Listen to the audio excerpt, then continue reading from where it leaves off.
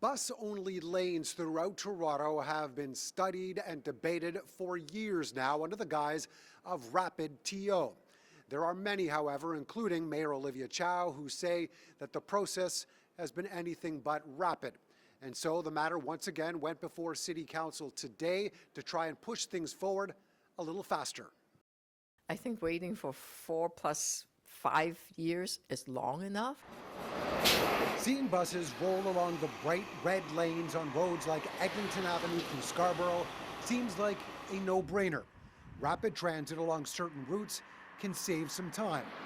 But examples like this need to be studied and consultations need to happen.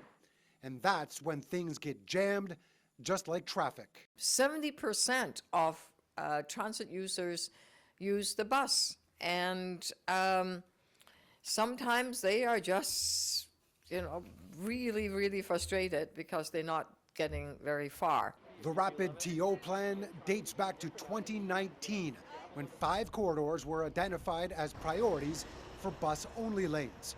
Only one went ahead while others stayed stagnant for more study. It feels like the war on the car is alive and well in Toronto. I have to wonder how much benefit is being brought by these lanes compared to the enormous cost and the pressure that it's going to put on the automobile drivers that are stuck with the one remaining lane on the street. Eglinton proved a 10% increase in reliability was possible, and rush hour commute times dropped by up to 5 minutes. This, nonsense about the war on the car, it's dated. It's really something that you would hear a lot in perhaps councils of prior years. I think this council is a bit more forward thinking.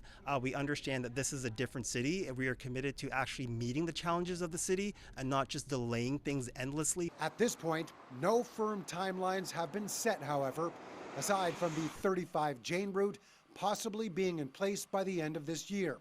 Otherwise, it's more studies and a number of questions about costs involved. I think it's a prudent question to ask. I think that's good information for us as councillors to know, and especially as we're facing the largest tax hike in the city's history next week, we should be taking these things very seriously. We're investing in a lot of increased services.